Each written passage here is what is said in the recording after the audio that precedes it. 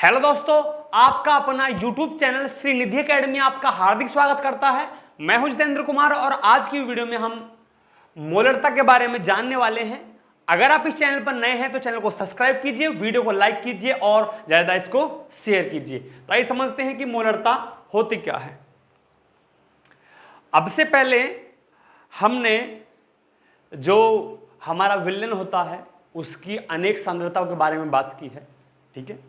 तो ऐसे ही जो मोलरता है वो भी विलयन की एक सांद्रता होती है, ठीक है। जो आपने आयतन प्रतिशत, द्रव्यमान प्रतिशत, द्रव्यमान आयतन प्रतिशत, ये जितने भी चीज़ पढ़ी हैं, पीपीएम हैं, ये सब सांद्रताएं होती हैं, ठीक है। सांद्रता के पद होते हैं सभी ये। और जो मोलरता है ये भी एक सांद्रता है। अब इसको हम निकालते कैसे हैं, पहले हम इसकी परिभाषा को देखते हैं, उसके बाद इसको समझेंगे। किसी विलयन के 1 लीटर में उपस्थित विलेय के मोलों की संख्या को मोलरता कहते हैं। इसे m, बड़ा M जो होता है, इसे m से प्रदर्शित करते हैं। इसका सूत्र निम्न प्रकार है, मोलरता बराबर विलेय के मोलों की संख्या और अपॉन में है विलयन का आयतन। अगर लीटर में होगा तो इन दोनों के भाग दे देंगे, और अगर विलयन का आयतन मिलीलीटर में होगा, ml में होगा, तो उसमें 1000 की गुणा करनी पड़ेगी, ठीक है। अब समझते हैं इसको। कोई विलयन है, ठीक है। विलयन जो होता है दो पदार्थों को मिलने से बनता है। ऐसे पदार्थ जो आपस में विलय हों, ठीक है।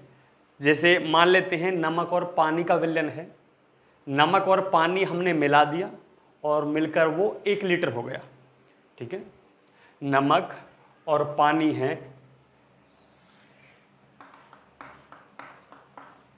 ये एक पात्र है और इसमें नमक और पानी का विलयन है, और हम मान लेते हैं कि ये 1 लीटर है। कितना है?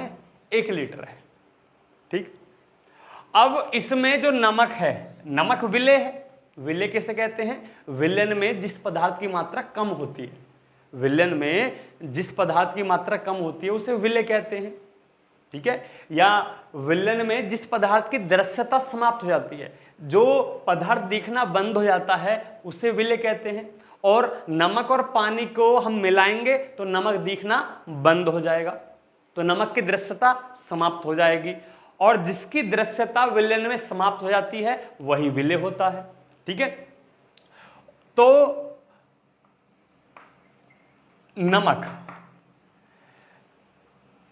नमक जितना भी है उसके हम मोलों की संख्या निकाल लेंगे। क्या निकाल लेंगे? एक न्यूमेरिकल करेंगे अभी हम, ठीक है, समझ जाएंगे।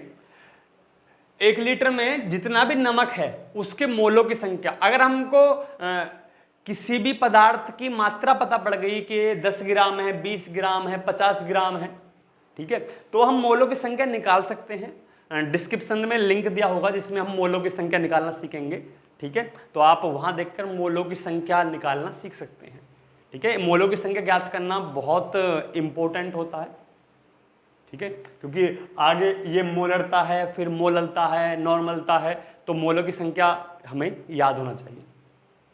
तो कोई भी विलयन है उसके 1 लीटर में जो हमारा विलेय पदार्थ है उसके जितनी भी मोलों की संख्या होती है, मोलों की संख्या शॉर्टकट में बता दूं कि मोलों की संख्या n बराबर W/m।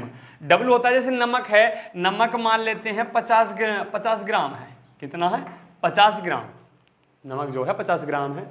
और नीचे अणुभार है उसका। अणुभार कैसे निकालते हैं कि अणुभार में हमें जो हमारा पदार्थ जैसे नमक है उसका सूत्र पता होना चाहिए, ठीक है। और दूसरी बात, हमें यह पता हो वो कितना उसका द्रव्यमान है। जैसे मैंने बता दिया कि 50 ग्राम नमक है तो द्रव्यमान तो 50 ग्राम है, और सूत्र कितना है नमक का? NaCl सूत्र है। तो Na का जो परमाणु भार है 23 होता है और Cl का होता है 35.5। कितना होता है? 35.5। दोनों को जोड़ देंगे, दोनों को जोड़ने पे कितना आएगा? 0.5, 5 3 8, 3 2 5, 58.5, ठीक है, 58.5। तो भार बट्टे अणुभार, ये भी ग्राम में होता है, ग्राम से ग्राम कट जाता है, तो 50/58.5। ठीक है, ये इसका क्या हो गया, मोल हो गया, भाग दे लेंगे जो भी आएगा। ठीक है, तो मोलों की संख्या आ जाएगी। तो जितने भी जो हमारा विलेय है उसके मोलों की संख्या होती है उसे क्या कहते हैं, मोलरता कहते हैं। ये तो होगी परिभाषा। अब निकालते कैसे हैं कि कोई भी पदार्थ है उसकी जो मोलों की संख्या यहां रखते हैं और जो विलयन का आयतन है, जैसे यहां 1 लीटर दिया हुआ है तो जरूर नहीं है कि 1 लीटर दिया हो, 2 लीटर भी दिया हो सकता है, 250 ml भी दिया हो सकता है। जो भी हम मात्रा दी हुई है मात्रा यहां रखनी है। ठीक है, अगर मात्रा लीटर में है तो डायरेक्ट भाग दे देंगे, मोलों की संख्या में आयतन के भाग दे देंगे। अगर हमारा जो आयतन मिलीलीटर में है, जैसे 250 ml हो गया, तो वहां क्या कहना है, वहां हमें 1000 की गुना करनी पड़ेगी। ठीक है, तो स्क्रीनशॉट ले सकते हैं, एक न्यूमेरिकल के द्वारा इसे समझेंगे। एक सवाल लिखा हुआ है बोर्ड पर, उस विलयन की मोलरता। ठीक है, एक मोललता भी होता है। ठीक है, मोललता अलग होता है और ये मोलरता है। ठीक है, मोलरता। ठीक है, इनमें कन्फ्यूजन नहीं होना है क्योंकि अगला जो वीडियो होगा वो मोललता का होगा। तो मोललता अलग चीज है और मोलरता अलग चीज है। मोलरता ज्ञात कीजिए जिसमें 8 ग्राम NaOH 250 ml विलयन में घुला है। ठीक है, एक विलयन है हमारा कितना, 250 ml, और उसके अंदर 8 ग्राम NaOH है। तो ऐसे विलयन की हमको मोलरता ज्ञात करनी है। ठीक है, अब जैसे कि हमने अभी सूत्र देखा था, सूत्र में हमने ये देखा था कि जो मोलरता होती है उसको निकालने के लिए हमें 2 चीज पता होना चाहिए। पहली है विलेय के मोलों की संख्या। ठीक है, विलेय के मोलों की संख्या। जब तक हमको नहीं पता होगा कि ज्ञात क्या करना है, ठीक है, मोलरता तो पता है लेकिन मोलरता निकालने के लिए हमें 2 चीज चाहिए। पहली चीज विलेय के मोलों की संख्या, जो कि नहीं दी हुई है, वो भी हमको निकालनी है। ठीक है, और दूसरी बात विलयन का आयतन। विलयन का आयतन, और विलयन का आयतन यहां 250 ml है, ml में दिया हुआ है। किस में दिया हुआ है, ml में, तो 1000 की गुना करनी पड़ेगी। और अगर लीटर में दिया होता तो गुना नहीं करनी पड़ती। तो ये मैंने आपको समझाने के लिए बताया है। तो ये समझाने के लिए कि सबसे पहले हमको विलेय के मोलों की संख्या, विलेय है क्या, जिसकी मात्रा कम है कि 8 ग्राम है और एक 250 ग्राम है, 250 ml है, तो 250 ml विलयन है। ठीक है, और विलयन क्या है इसकी तो जो मोलों की संख्या नहीं निकाल सकते हम, लेकिन ये चीज दी हुई है कि 8 ग्राम NaOH, इसकी मोलों की संख्या ज्ञात कर सकते हैं हम। क्योंकि मोलों की संख्या ज्ञात करने में 2 चीज चाहिए, जो हमारा पदार्थ है उसका भार और दूसरा अणुभार। भार के लिए 8 ग्राम दिया हुआ है और अणुभार के लिए NaOH दिया हुआ है। कैसे ज्ञात करेंगे, तो सबसे पहले फर्स्ट ऑफ ऑल, ये तो मैंने आपको समझाने के लिए सवाल को जमाएंगे कैसे। सबसे पहले लिखेंगे हल। क्या लिखेंगे, हल। ठीक है, और फर्स्ट ऑफ ऑल निकालेंगे हम NaOH के मोलों की संख्या। NaOH के मोलों की संख्या, मोलों की संख्या।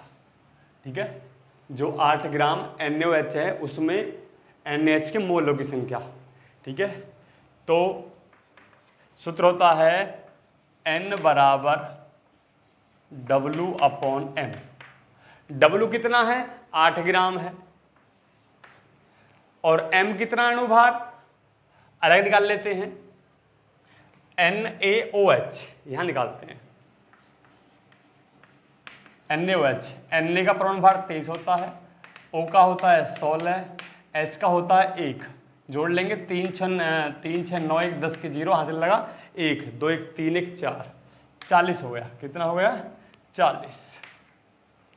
ओके, 8 एकम 8, 8 पंजे 40, 1/5 मोल हो गई। कितना हो गया, 1/5 मोल। तो ये काम हमारा हो गया। और ये हमको दिया हुआ है, 1000 गुना कर देंगे, काम अपना बन गया। ठीक है, तो मोलों की संख्या, सॉरी मोलरता बराबर सूत्र क्या है, विलेय के मोलों की संख्या, विलेय के मोलों की संख्या, ठीक है, विलेय के मोलों की संख्या और नीचे विलयन का आयतन और गुना में 1000। देखेंगे विलेय के मोलों की संख्या 1/5, ओके, और जो हमारा विलयन का आयतन है वो कितना है, 250 ml, तो हमने 250 लिख लिया और 1000 की गुना कर देंगे। ठीक है, तो 5 आ जाएगा 250 के पास। ठीक है, क्योंकि ये इसका हर है तो हर में पहुंच जाएगा। ठीक है, तो हो जाएगा ये,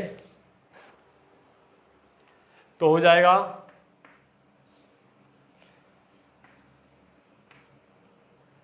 1/5 गुना 250, 1/5 गुना 5 नीचे पहुंच जाएगा 250 के पास और 1000 की गुना हो जाएगी ऊपर,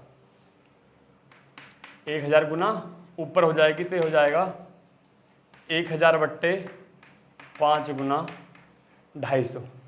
ठीक है, और 250 से हम 1000 काट सकते हैं, 250 एकम 250, 250 चौका 1000। ठीक है, उत्तर आ गया हमारा 4/5।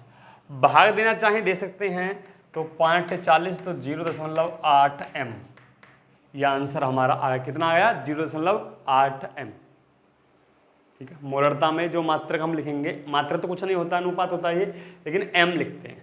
ठीक है, जो विलयन, जो हमारा विलयन है उसकी मोलरता कितनी है, 0.8, m का मतलब मोलरता है। अब देखेंगे, एक बार रिपीट करते हैं दोबारा से, 8 ग्राम NaOH है, 250 ml विलयन में घुला हुआ है। सूत्र, पहले एक नज़र सूत्र पे कि सूत्र में हमको क्या क्या ज्ञात करना है।